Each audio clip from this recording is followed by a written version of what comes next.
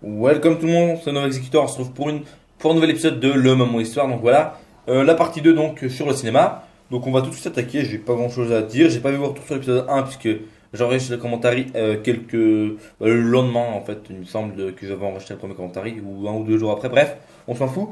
Voilà, donc j'espère que l'épisode un vous aura plu. On va ensuite commencer la partie 2, donc on va déjà commencer par la révolution et le succès des Lumières, donc des frères Lumière. Donc, durant l'été 1894, lors d'un voyage à Paris, Antoine Lumière assiste à l'une des projections animées du théâtre optique d'Émile Renaud au musée Grévin. On en avait parlé. Donc, voilà. Donc, il se rend ensuite à une démonstration du kinétoscope, organisée à quelques centaines de mètres. Et donc, les représentants des scènes lui offrent un échantillon d'une trentaine de centimètres du film de 35 mm perforé de l'industriel américain. Donc, en gros, ils lui ont offert une petite bobine de film plastique comme ça pour faire les films, en gros.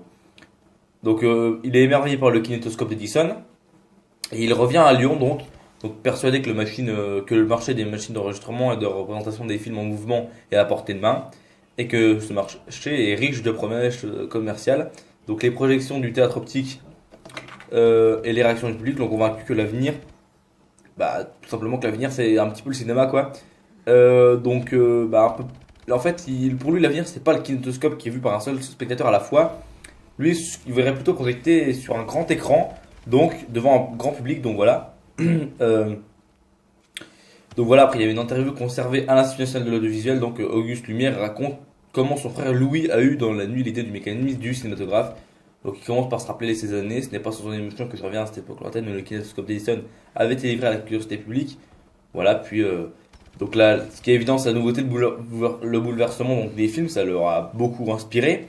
Donc voilà, ils sont inspirés de celui d'Edison. Évidemment, donc c'est pas des frères Lumière qu'on crée, comme on l'a dit. Euh, donc voilà, Auguste Lumière, donc qui est le dernier survivant de ce trio. Donc en gros, euh, bah, en fait pour lui, Edison, il avait réussi avant eux. Donc c'est ce qu'il a dit en 1954. Donc voilà, mais ce qui enlève rien à leur mérite quand même aux frères Lumière, puisqu'ils ont tout simplement perfectionné le cinéma et ils ont pas découvert le cinéma, mais ils l'ont perfectionné. Voilà. Et voilà, ils ont participé aussi aux premières œuvres projetables sur grand écran. Donc les frères Lumière pensaient que le cinéma était un feu de paille qui serait vite éteint, donc ils pensaient qu'en fait ce serait un truc, une mode quoi, qui passerait vite. Mais ils pensaient que le cinématographe ça fatiguerait la vision des spectateurs et que c'était comme une attraction qui aurait passé. Mais en fait ça a eu vraiment un succès énorme et donc finalement en fait ça a bien marché pour eux donc ils sont assez contents, c'est sûr. Euh, donc voilà sur ce plan leur esprit vénère ne se sont pas trompés, mais ils ont un petit peu sous-estimé l'importance commerciale du cinéma. Donc ils n'imaginé pas qu'il y aurait autant de monde, autant d'industriels qui emporteraient le marché direct. Et donc, donc ils ont poursuivi leur recherche pas mal de temps sur le couplage des images avec le son. Parce que voilà, le phonographe qui avait inventé Edison, il posait des problèmes qui paraissaient insolubles, donc impossibles à réaliser au stade du kinétophone. Donc voilà, c'est une version sonore du kinétoscope, le kinétophone. Georges Sadoul, donc un historien, rappelle qu'Edison refusa de faire projeter ses films sur écran, jugeant que l'on tuerait ainsi la poule aux œufs d'or, le public n'ayant selon lui aucune chance de s'intéresser au cinéma muet. Donc voilà, pour lui, Edison, le public ne s'intéresserait pas au cinéma muet. Et il n'a pas été très visionnaire sur ce point, puisque les concurrents vont vite en profiter, et donc ça va vite bien marcher pour eux. Donc les frères Lumière, ils ont rejoint les efforts de nombreux chercheurs, donc tout industriel ou ingénieur qui à la suite d'Edison étudie ou construisent des machines de prise de vue, photographiques animées qu'ils les éprouvent au cours de l'année 1895. Donc c'est les Anglais Robert Williams, Paul et Burt Acres qui tournent plusieurs bandes avec leur kinétique caméra sur film, donc les films d'Edison. Et voilà. Ensuite, il y a l'américain Jean Hackman qui tourne avec son projecteur Marvelous cinématographe. Voilà, donc il y a aussi le Major Woodville, Latham et son fils, propriétaire d'un kinétoscope parleur. Enfin, ils ont beaucoup, il y a beaucoup de concurrents, quoi. Par exemple, il y a aussi l'allemand Max Sladnowski, son frère Eugène, qui organise à Berlin 2 mois pour la première séance du salon indien, c'est-à-dire le salon à l'endroit où il y avait les projections, à l'endroit de l'ancien musée Grévin, pour ceux qui se souviennent. Et ils organisent des projections payantes, ces deux frères-là, avec tout simplement leur bioscope. Voilà, donc il y a beaucoup de concurrence. Euh, donc les films souples, les films plastique souple, qui sont fabriqués par Haasman et qui perçoit des droits industriels inclus dans le prix de chaque métrage du support qu'il vend. Donc ces films listes ne se doivent d'être transformés sur des bordures pour que les griffes puissent s'engager dans des perforations, assurer le passage possible d'un photogramme déjà impressionné à un autre photogramme impressionné. Bon là on nous explique un petit peu le fonctionnement. Euh, mais les frères Lumière ils savent que les perforations rectangulaires de type Edison ont fait l'objet de plusieurs brevets internationaux qui sont et qu'elles sont une réalité industrielle incontournable. Donc ils n'ont pas le droit de faire la même chose, quoi. Donc leur publication sera un cas de contrefaçon industrielle de la part de Lumière. Donc ils n'ont pas le droit évidemment. Donc les Lumières ils vont trouver une autre astuce, ils vont faire des perforations, d'autres leurs films de perforations plutôt rondes disposées latéralement à raison d'une seule perforation de part et d'autre de chaque photogramme. Donc par la suite ils seront forcés de se mettre au standard Edison car l'unique jeu de perforation pour chaque image est un procédé fragile. Donc la rupture d'une perforation provoque aussitôt la déchirure du ruban de celluloïd, ce qui n'est pas le cas des perforations multiples d'Edison. Donc voilà, vaut mieux prendre la technique d'Edison en gros. Ça donne une certaine pérennité à la technique d'Edison. Et voilà. Et toutes les perforations éclatées pouvant être incisées sur les bords, les trois restantes assurent leur fonction de transport de la pellicule. Donc le film perforé d'Edison est d'ailleurs choisi mondialement par les fabricants de pellicules comme format standard de projection dès 1903. À Paris, le 22 mars 1895, devant un parterre restreint de savants de la Société d'encouragement pour l'industrie nationale, Louis Lumière organise la première présentation publique d'un film enregistré par le cinématographe. Donc c'était le 22 mars 1895, comme je dis. Le même appareil permet la projection sur un écran grâce à l'adjonction d'une puissante boîte à lumière. Donc ce jour-là, le seul film projeté est la sortie de l'usine Lumière à Lyon. L'Assemblée de savants est vivement intéressée, mais les Lumières sont d'habiles commerçants. Ils ne s'éteignent pas succès de salon. Donc après quelques petits succès comme ça de projection, notamment devant leurs amis proches, des notables, etc. Donc les frères Lumière, ils montent une série de projections payantes à Paris dans le salon indien du Grand Café de l'hôtel Scribe. Donc c'était au 14 boulevard des Capucines. Donc le 28 décembre 1895, le premier jour seulement, 33 spectateurs et 2 journalistes viennent apprécier les diverses vues photographiques animées. Donc en gros les films quoi. Le bouche à oreille aidant, en une semaine, la file d'attente atteint la rue Caumartin. Donc c'est-à-dire c'est assez long quoi. Les projections se font à guichet fermé, donc voilà, ça veut dire qu'il n'y a plus de place et les séances sont doublées. Donc voilà, ils doublent le nombre de séances. Le retentissement de ce succès qui au fil des mois ne se dément pas est mondial. Donc voilà, un succès mondial. Et avant le succès des projections du Grand Café, la presse désignait parfois l'appareil des inventeurs lumineux par kinétoscope lumière ou cinémographe lumière. Si Edison s'était attelé plutôt à la résolution du problème de la projection des films sur grand écran, on peut supposer que le mot cinématographe n'aurait sans doute pas été adopté pour désigner le spectacle. Et chacun aurait été voir un film au kinétoscope qui n'aurait pas manqué de se nommer facilement kiné ou kinos. Voilà, un petit touche d'humour. Après tout, dans les pays de l'Est de l'Europe, le mot qui dessine le cinéma est resté proche de sa racine grecque. Le mouvement on va au kino, l'équivalent américain, conserve l'idée du mouvement pour désigner le spectacle composé de films qui s'appelle movies. Donc voilà, comme je disais, on peut peut-être ouvrir une parenthèse, donc kino, comme la kino der Toten dans tout simplement dans Black Ops 1 en zombie, qui veut dire le cinéma de la mort, donc kino, le cinéma en allemand. Donc voilà, le mot donc qui a été gardé en allemand. Donc voilà, mais la réalité est là. Thomas Edison comprend que la technique de projection sur grand écran du cinématographe vient de sonner le glas de son kinétoscope. Donc en gros, son kinétoscope qui permettait de visionner individuellement, je le rappelle, des petits films. Et ben tout simplement, c'est fini pour lui quoi. Il a perdu la bataille en gros. Et son ingénieur, Laurie Dixon, donc Dixon comme on l'avait dit, il passe à la concurrence. Donc voilà, ensuite Laurie Dixon, Louis Lumière et Georges Méliès créeront des écoles pour développer le 7e art, améliorer leurs films. Il y a pas mal de petits trucs détaillés là-dessus, mais c'est pas ce qui est le plus intéressant, donc j'ai choisi de pas trop en parler. C'est des écoles où ils formaient les gens et ça leur servait de développer leurs films et les améliorer, ils formaient des comédiens, etc. Donc voilà. Ensuite, donc le naissance d'un langage de découpage en plan. Donc voilà, ils ont d'ailleurs changé les studios. Donc maintenant, contrairement à la Black Maria, comme on se rappelle, le studio qui était couvert de noir, de peinture au chaudron, etc. Voilà, de goudron, etc. Et ben maintenant ils ont fait des studios vitrés, le studio vitré de Méliès, donc c'est le contraire de la Black Maria, et c'est ce qu'ils ont adopté maintenant, depuis les nouvelles techniques quoi, en gros. Donc de 1891 à 1900 et même quelques années plus tard, les films se présentent toujours sur le même aspect. Donc un bobino de pellicule 35 mm de 20 mètres au plus, 65 pieds, sur lequel est impressionnée une unique prise de vue comprenant un seul cadrage, un seul plan donc par film, qui en projection dure moins d'une minute par plan quoi. Exceptionnellement, une seconde prise de vue lui succède, en général avec le même cadrage, une suite de la vue principale, après la révélation de la boucle de la tame et l'adaptation du procédé à toutes les machines.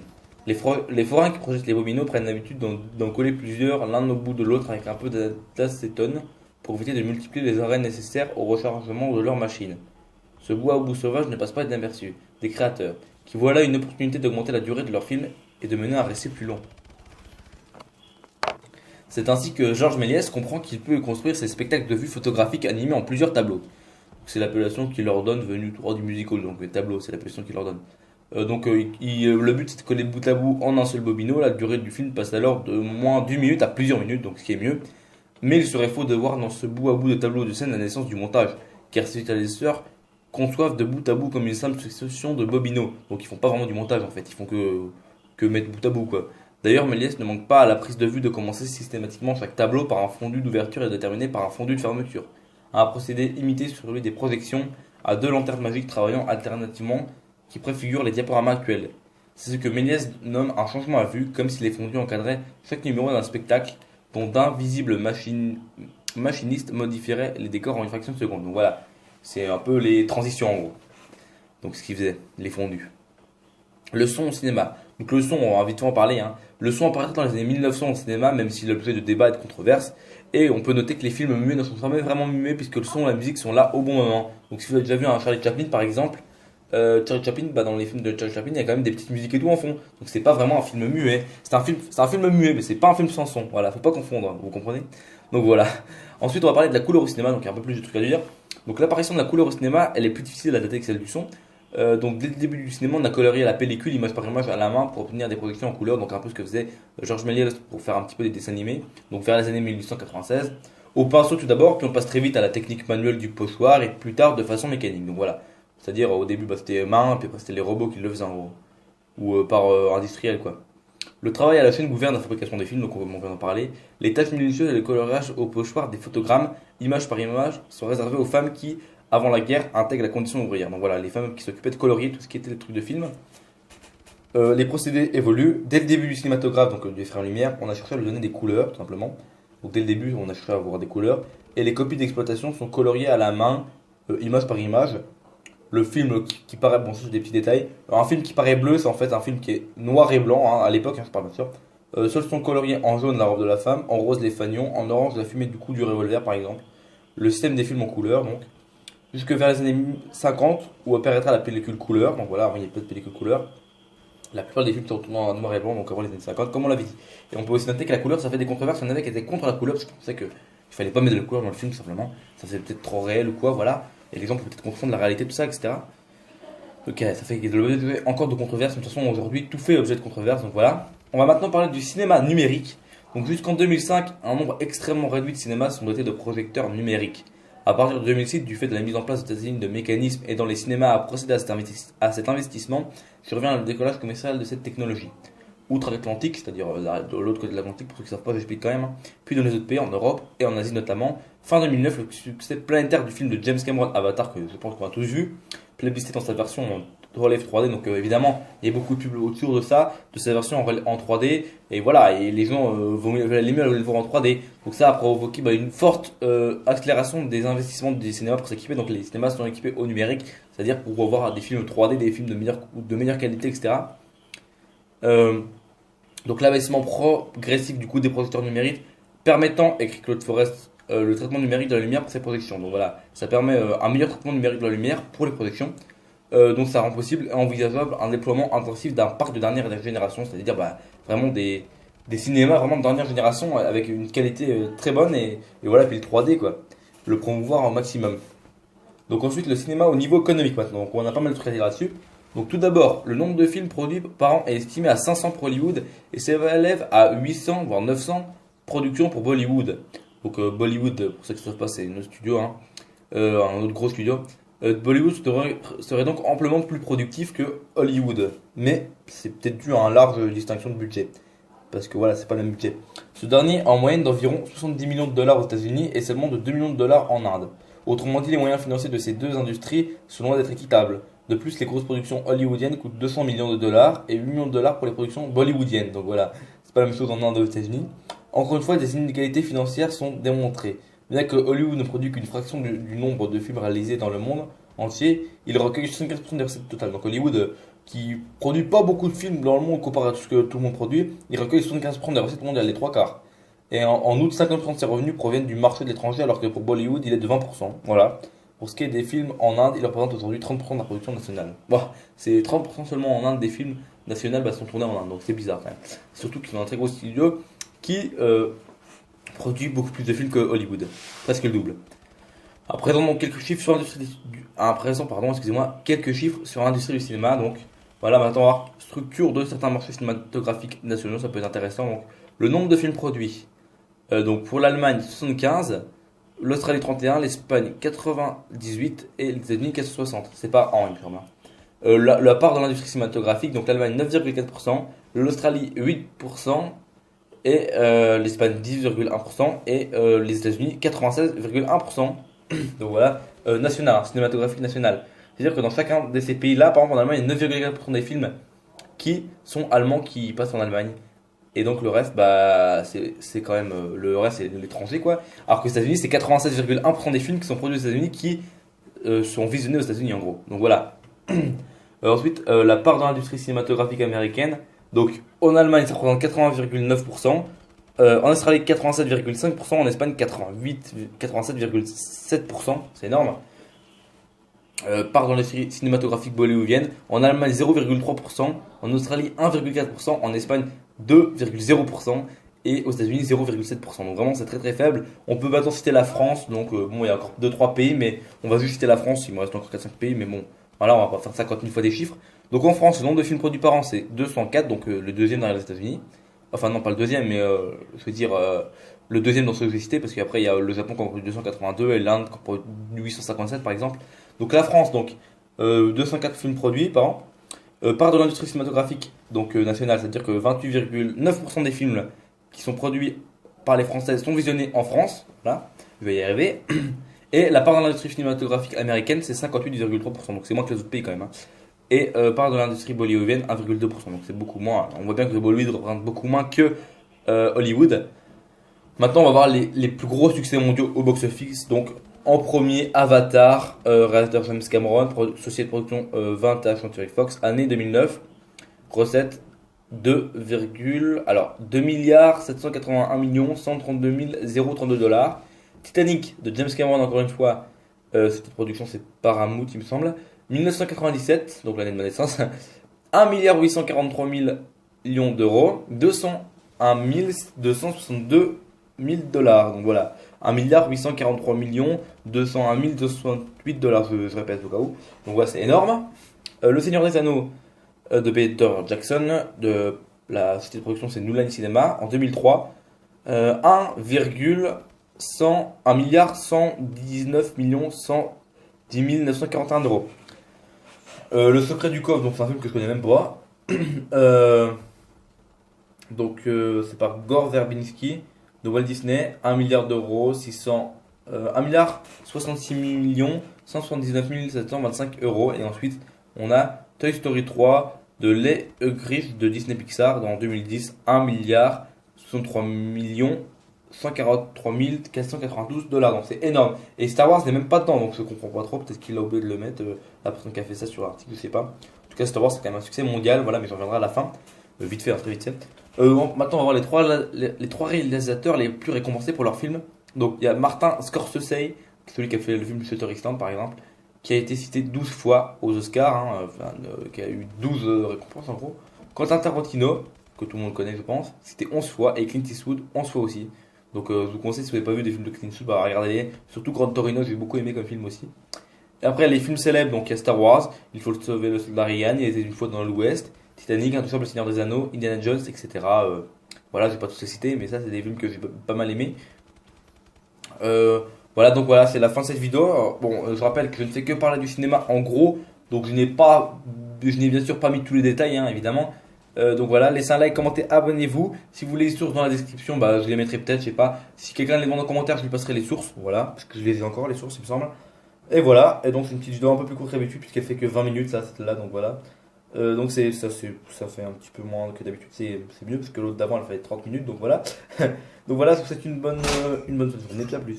Je dirais donc une bonne fin de journée et à plus. Et j'ai oublié de préciser que je remercie encore une fois la Game TV HD pour leur partenariat pour m'avoir upload. Je remercie toutes les personnes qui proposent des sujets. N'hésitez pas encore à en proposer en commentaire. Excusez-moi, j'ai fait une petite coupure après avoir dit à plus, mais c'est parce qu'il y a ma mère qui prend la pièce, donc je vais pas commenter alors qu'il y a ma mère en fond. Voilà, on s'en fout. Je remercie les autres chaînes commentaires, s'il y en a d'autres qui m'uploaderont peut-être. Hein, parce que je suis en partenariat avec la Game TV, mais il y a peut-être des chaînes qui veulent m'upload pour un ou deux épisodes. J'envoie quand même des épisodes, on sait jamais. Surtout que la Game TV, il n'y a plus beaucoup d'activités dessus, donc c'est dommage. Donc n'hésitez pas à aller sur cette chaîne, parce que c'est une très très bonne chaîne, si vous regardez depuis ma chaîne, voilà. Et si vous êtes de la Game TV, bah, abonnez-vous à ma chaîne, je fais des lives, du fun, etc. Et si vous êtes d'une autre chaîne communautaire, abonnez-vous aussi à ma chaîne. Comme je dis, je fais des lives, du fun, des petits trucs sympas, des petites vidéos comme ça, des tutos spot à cross de map sur un savoir phare. Donc voilà les gens, commentez, abonnez-vous et moi je vous laisse et je vous dis à la prochaine. Allez, salut les gens!